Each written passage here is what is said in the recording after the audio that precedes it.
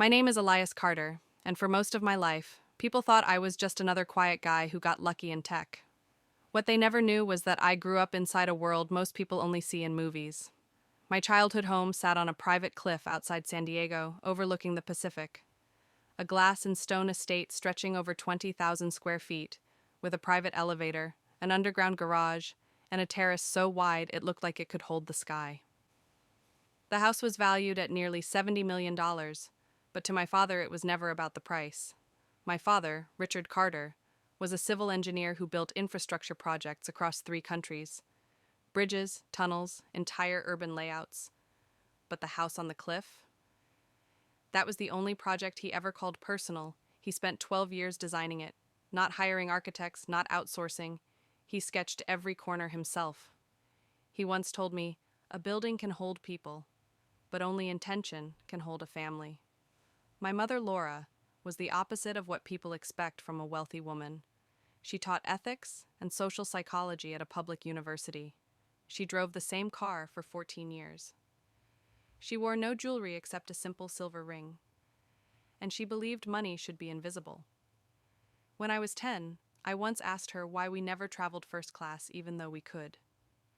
She smiled and said, "Comfort is easy to buy. Character is expensive. I'd rather you grow up rich in the second one." So I grew up living a double life. At home, private chefs, silent hallways, and views that looked unreal.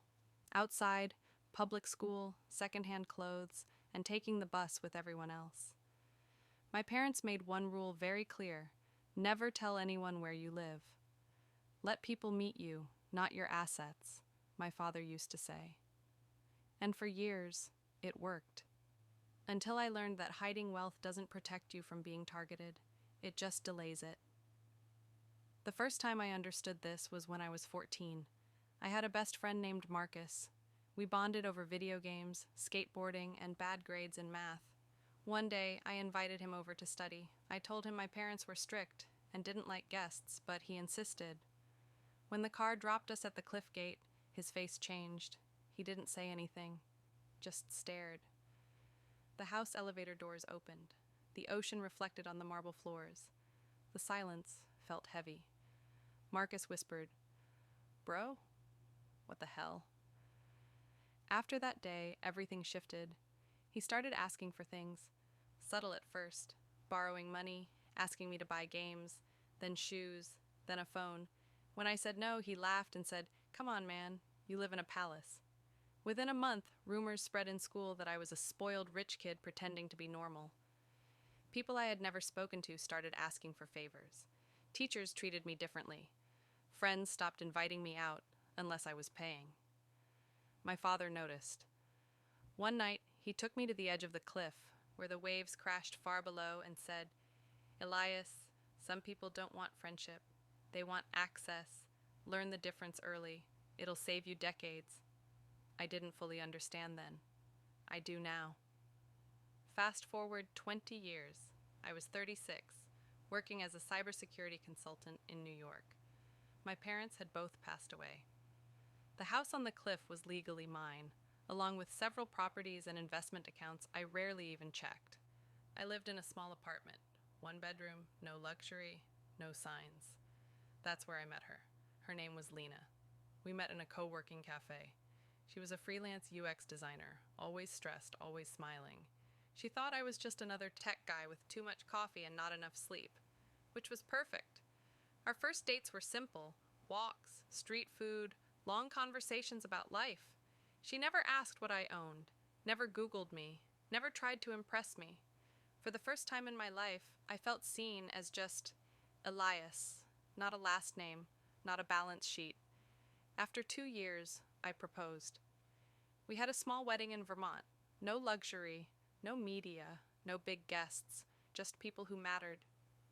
She moved into my apartment. She still thought I rented it. And for a while, everything was peaceful, until I made the mistake. I took her to the cliff house. The moment the gates opened, I felt something shift. Not excitement, not happiness, recognition. Her eyes didn't light up. They calculated. She walked slower, asked more questions, touched everything. How old is this place? Do you live here alone? Who handles the legal stuff? I told myself I was overthinking, but after that day, she changed. She started talking about our future assets, about joint investments, about putting things in both our names.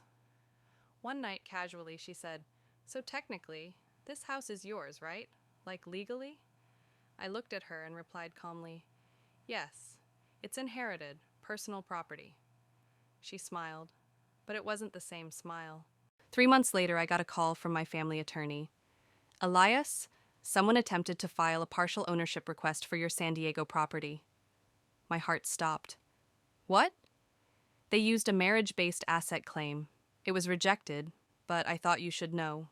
That night, I confronted Lena. She didn't deny it. She just said, "I was just trying to secure our future. Why are you so defensive about money?" I stared at her, not angry, just empty. The next morning, I discovered she had also contacted a private financial consultant using my name, tried to access my trust accounts, tried to initiate a valuation process, quietly, behind my back. The final moment came a week later. I came home and found legal papers on the table, divorce documents, but not from her, from a lawyer she had hired attempting to freeze my assets under a spousal financial dependency claim. She looked at me and said, "If you won't share, I'll let the court decide." That's when I finally understood. She never fell in love with me. She fell in love with the silence around my wealth, and assumed it meant permission. I didn't argue. I didn't beg. I just said one sentence. "You didn't marry a man. You tried to marry a system, and systems always leave paper trails." Within 2 weeks, everything collapsed for her. The consultant she hired was unlicensed. The claims were invalid. The filings were fraudulent. And because she had used my identity without consent, she ended up facing legal charges. The divorce was finalized in 19 days. She walked away with nothing, not even an apology. Today, I still live in the same small apartment. The Cliff House is empty. I keep it that way. Not because I'm scared to use it, but because I finally understand something my father tried to teach me my entire life. Wealth doesn't attract love. It attracts imagination. And the most dangerous people are not the ones who want your money. They're the ones who convince themselves it already belongs to them.